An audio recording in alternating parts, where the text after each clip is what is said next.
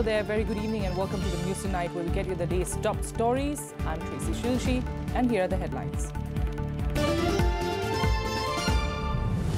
Lok Sabha Speaker Sumitra Mahajan calls for an all-party meeting on Sunday ahead of the monsoon session. Floor leaders of different parties to be asked to ensure smooth transaction of business during the session.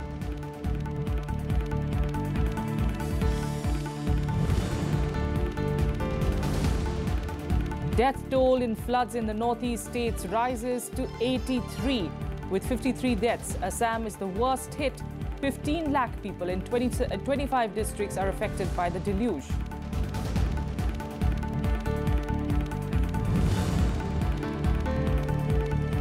Rift between the RJD and JDU widens in Bihar.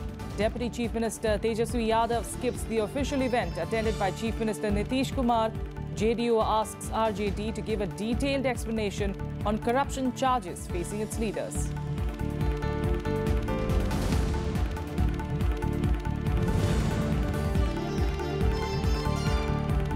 And Jammu and Kashmir Chief Minister Mehbooba Mufti meets Home Minister Rajnath Singh, thanks the centre for its support to her government, accuses China of meddling in Kashmir's internal affairs.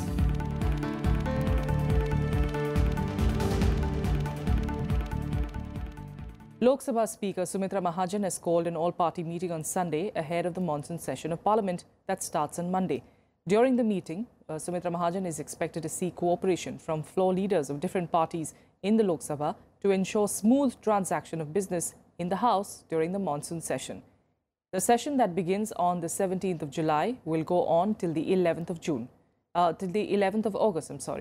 Now, the House, however, may not function on the first day of the session on account of the death of two sitting MPs, Lok Sabha member Vinod Khanna and Rajya Sabha member Pallavi Reddy.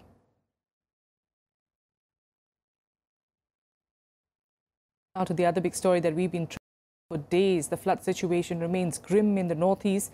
The death toll rose to 83 across Assam, Manipur and Arunachal Pradesh. Union Minister Kiren Rijiju, along with Arunachal Chief Minister Pema Khandu, took stock of the prevailing situation. Here's a report. The flood situation remains grim in the northeastern states. The death toll has risen to 83 across 58 districts in Assam, Manipur and Arunachal Pradesh. In Assam, rains have affected more than 17 lakh people in 26 of the 35 districts. The Brahmaputra and its tributaries submerged 2,500 villages and destroyed 1.06 lakh hectares of cropland. Around 52 people have lost their lives so far. At the Kaziranga National Park, 62% of the area is underwater, leaving some animals dead and some moving to nearby highlands. While in Arunachal Pradesh, at least 14 people were killed after a landslide triggered by heavy rains hit Papumpari district. Union Minister Kiren Rijiju and Arunachal Pradesh's Chief Minister Pema Khandu visited flood and landslide affected areas. First, they undertook an aerial survey of the affected areas. The Union Minister also compensated the victims' families with 10 lakh rupees each. While the Chief Minister said that the restoration process will continue once the rain settles down. Rainfall जब heavy हो जाते हैं तो इस तरह से कोई दुर्घटना ना हो तो हमारे जो डिजास्टर मैनेजमेंट जो डिपार्टमेंट है वो अवेयरनेस प्रोग्राम्स वगैरह तो गांव में करते हैं और हमारे जितने भी जो जिला है तो वो जिला प्रशासन भी सभी गांव और शहरों में उसका जो अवेयरनेस कैंपेन जो वो करते हैं. NDRF teams are working with the district administrations round the clock to carry relief and rescue operations. Bureau Report, Rajya Sabha TV. The crisis in Bihar's ruling Grand Alliance took a new turn on Saturday, with Deputy Chief Minister Tejaswi Yadav skipping an official function with Chief Minister Nitish Kumar in Patna. Tejaswi was scheduled to attend a program marking the first anniversary of Vishwa Yuva Kaushal Divas at Patna's Gyan Bhavan. He was listed as a distinguished guest in a promotional pamphlet for the event.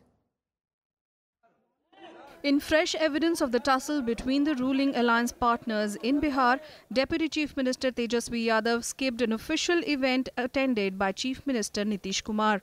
The JDU has set a deadline for the RJD leader to resign over corruption charges against him and also asked his family members, including RJD Chief Lalu Yadav, to furnish a detailed explanation on the charges. Media reports said that Nitish Kumar is likely to prefer that Tejaswi exits the government if he can't rebut the CBI charge. Lalu Prasad Yadav has, however, made it clear that his son Tejaswi will not resign. जितना ये षड्यंत्र हो रहा है, जितना षड्यंत्र हो रहा है, 27 तारीख को अगस्त को रैली है, इस बीच हम जाके जनता को बताएंगे, जनता के मालिकों के बीच में हम जाएंगे। तेजस्वी ने ये बयान दिया, मैं भी बयान दे रहा हूं कि हमको फुर्सत नहीं मिल रहा है कोर्ट कचहरी से। However, the RJD has maintained that it will not leave the coalition in the state.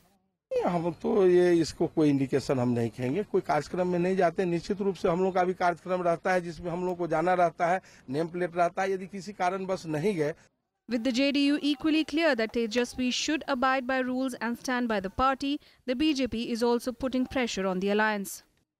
गठबंधन में कुछ बचा नहीं है, ये तो लाश है जिसको लोग ढोए जा रहे हैं और यह स्व और मात का खेल चल रहा है। कौन इस्तीफा देगा कि बर्खास्त होगा?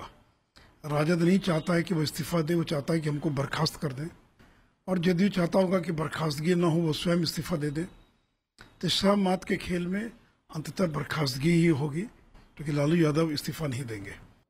With both the JDU and the RJD refusing to budge from their respective stands, all eyes are on the presidential elections, after which the fate of the Grand Alliance is expected to be decided in Bihar.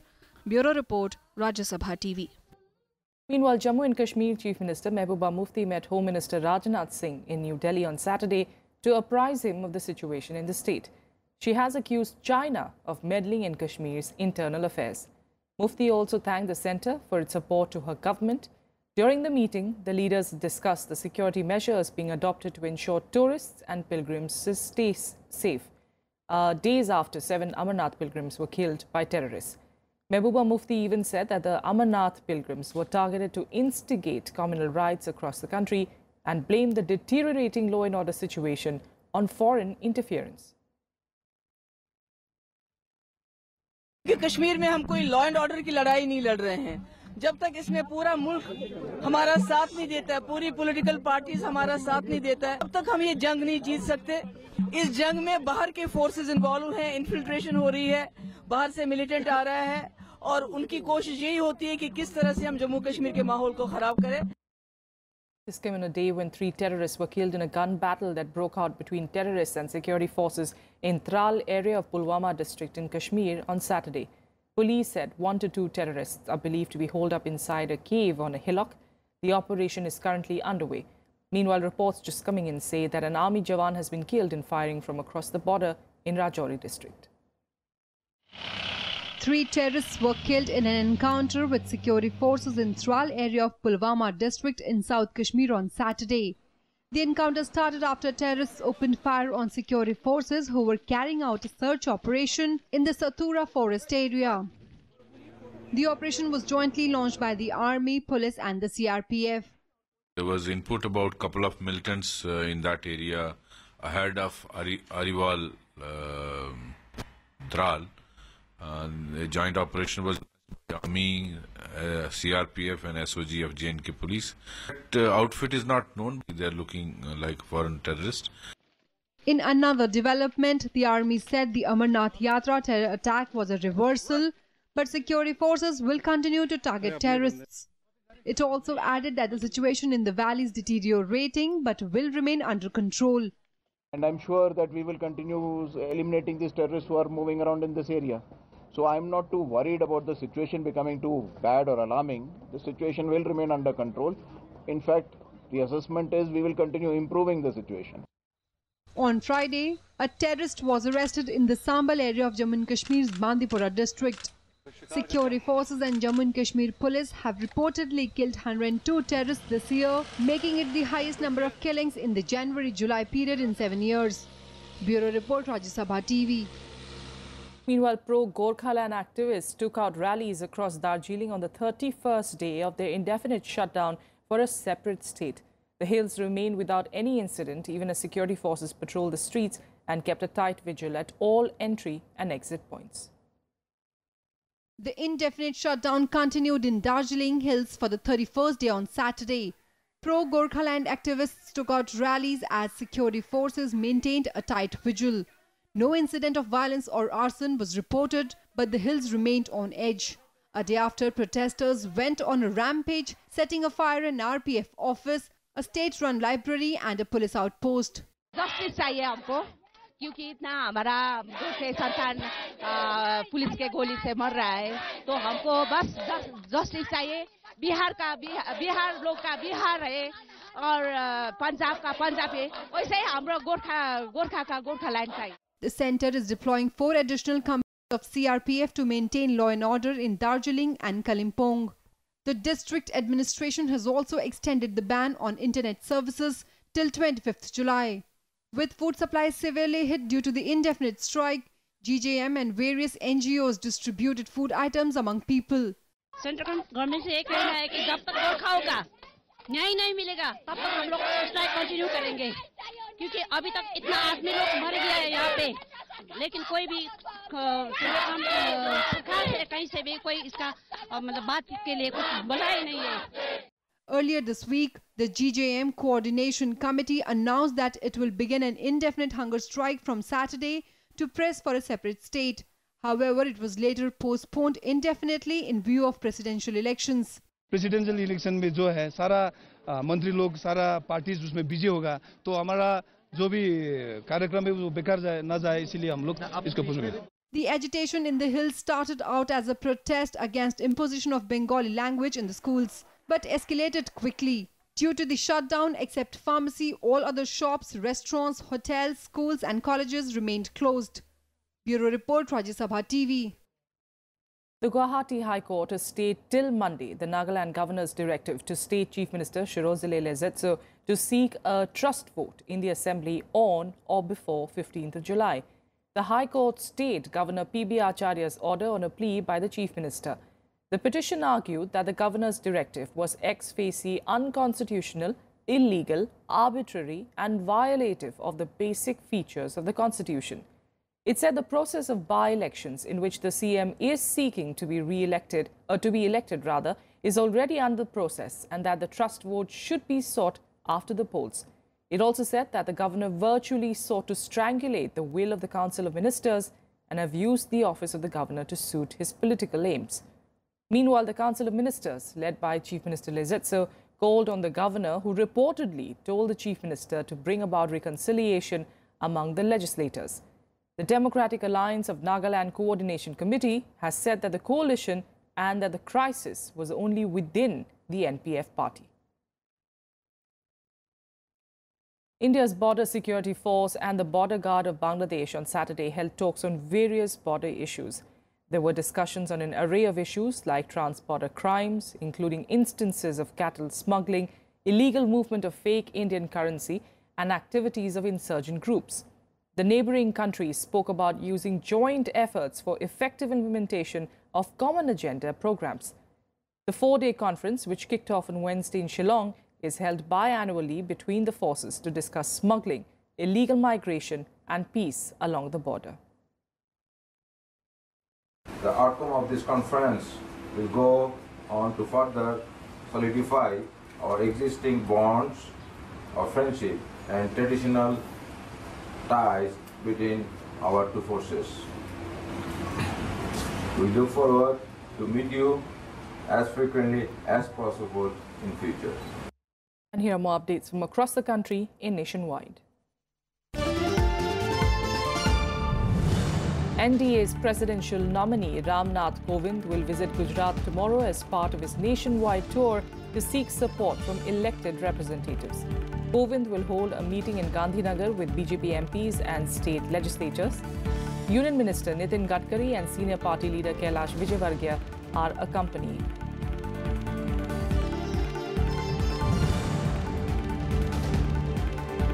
A major portion of the National Highway 2 between Nagaland and Manipur was completely washed away after a landslide in Nagaland's Kohima district. Traffic movement came to a standstill as 70 meters of the road was washed away by the landslide.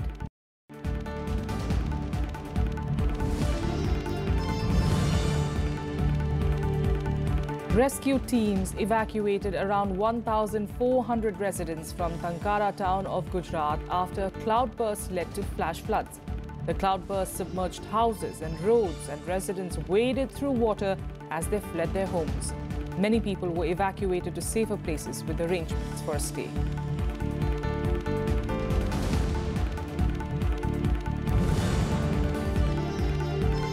Four sanitation workers died of suffocation while cleaning a septic tank in Ghidorni in the national capital. They were pulled out in an unconscious state by fire department personnel. It is suspected that they inhaled toxic gases inside the tank.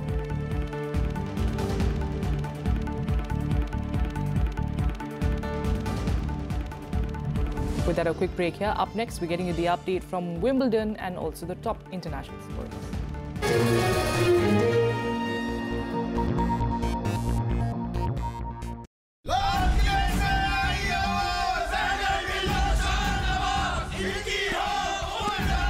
The safety, honor and welfare of your country comes first. Your own ease and comfort will come last.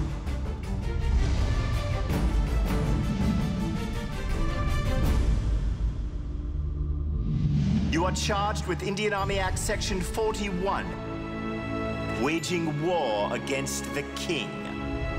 Fire! रात दिन अपने सीने विच वजदी आजादी दे राग नू बंद कर ला। सब तो पहला मैं हिंदुस्तानी हाँ। खुशी के गीत गाए जा, ये जिंदगी है कौम की, तू कौम पर लुटाए जा।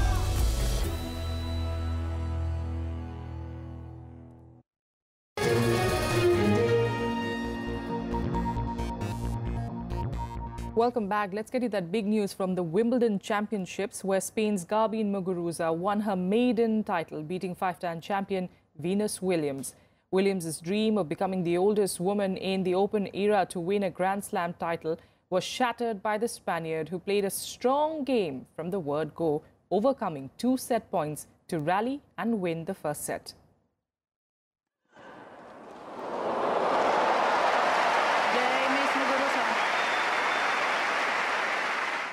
Muguruza, who lost to Serena Williams in the 2015 Wimbledon final, rode that momentum all the way to the championship without losing another game. She broke Venus's serve 3 times in the second set as part of a 9-game run. The final scoreline said it all, 7-5, 6-love.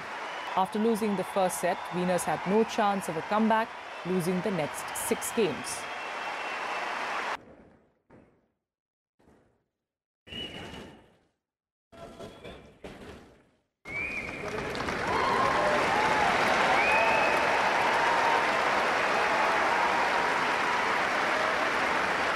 Well, it was the first time Venus Williams, playing in the 20th Wimbledon, had ever lost a set at the All England club. She also committed 25 unforced errors, hitting just 17 winners in the match. With this win, Muguruza, who beat Serena to win the 2016 French Open, is now the first player to beat both Williams sisters in a Grand Slam final.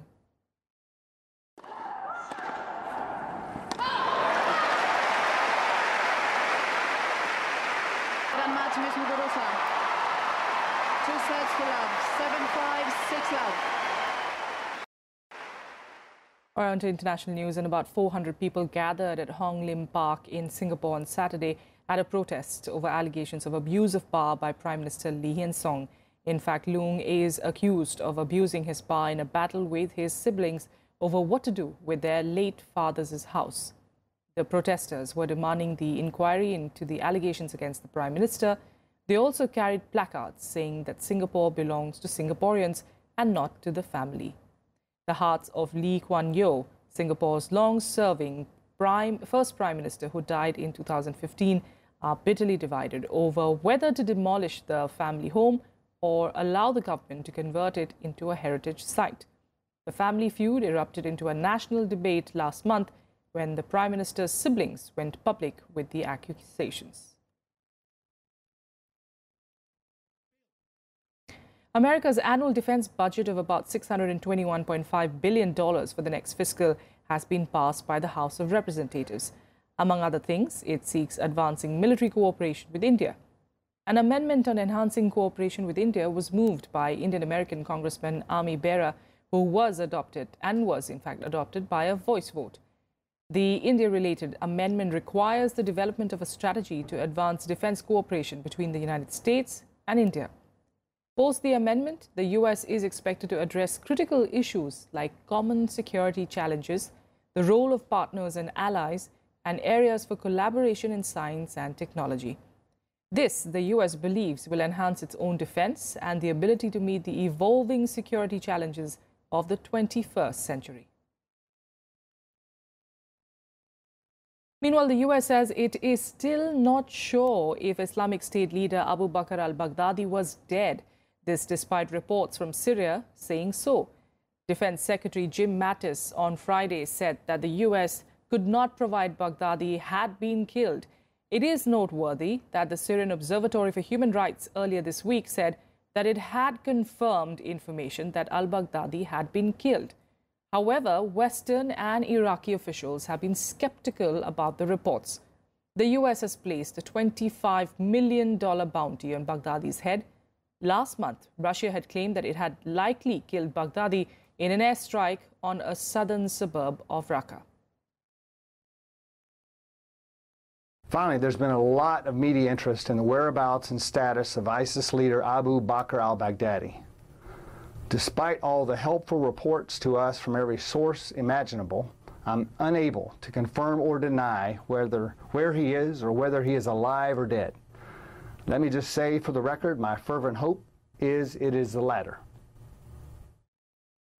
While the Pentagon said on Friday that U.S. forces have killed Abu Sayyid, the leader of IS Khorasan, the terror group's Afghanistan affiliate, Sayyid was reportedly killed in a strike on the group's headquarters in Kunar province on the 11th of July. Afghan and U.S. forces launched a counter-IS offensive in Afghanistan early in March this year, with the U.S. pledging to drive the terror group out of the country by the end of 2017. Now to Turkey, where the government has dismissed more than 7,000 police, ministry staff and academics on the eve of the anniversary of last year's attempted coup to bring down President Recep Tayyip Erdogan. The latest decree is part of a crackdown triggered by the failed coup, which Turkey says was organized by US-based Islamic cleric Fethullah Gulen, a former ally of President Erdogan. Today, Turkey marks 1 year since rogue soldiers bombed buildings and opened fire on civilians. More than 250 people were killed in the violence. In all, Turkey has sacked or suspended more than 150,000 officials and arrested some 50,000 people from the military, police, judiciary, academia and other sectors. Meanwhile, remains in the United States denies any involvement in the attempted coup.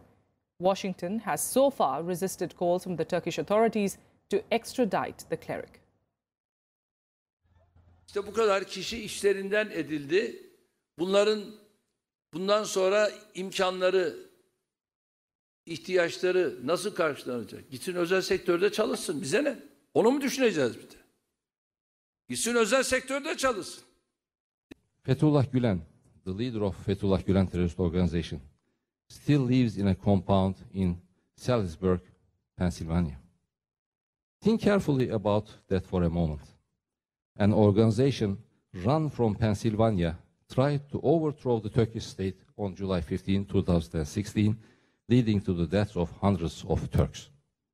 Yet, the United States has done nothing to limit Gülen's activities, let alone taking concrete steps to meet Turkey's request to extradite or detain him in accordance with the agreement that we have signed in 1979.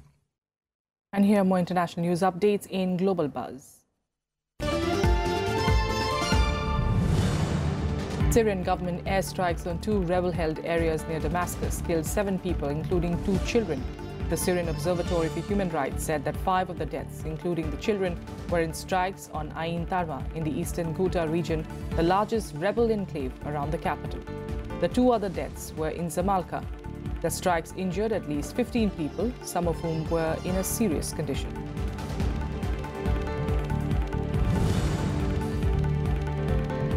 One person is missing and 18 workers were rescued after an offshore booster station caught fire in China's Jiangsu province. Local maritime support teams immediately rushed to the scene as the blaze occurred at the station in Yancheng City. More than 40 boats from different departments, including the maritime sector, Coast Guard and marine fishery, have been sent out to carry out the search and rescue work.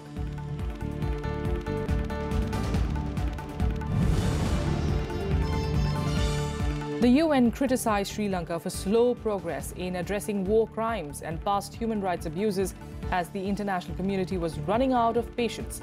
The UN and rights activists accused the Sri Lankan military of killing thousands of civilians, mostly Tamils, in the last weeks of the civil war with the Tamil separatists. Sri Lanka could face a range of measures, including a referral to the UN Security Council, if it fails to meet commitments it made under a 2015 UN resolution.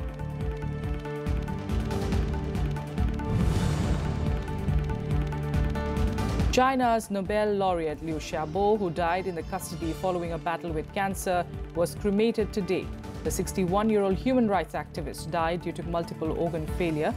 Family members and friends of Liu bade farewell to him in northeast China's Shenyang city.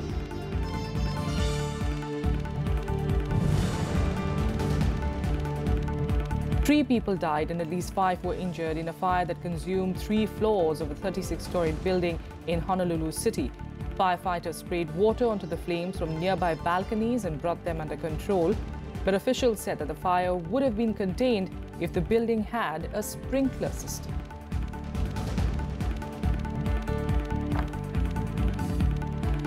That's all we have for you in the news tonight. Thank you so much for joining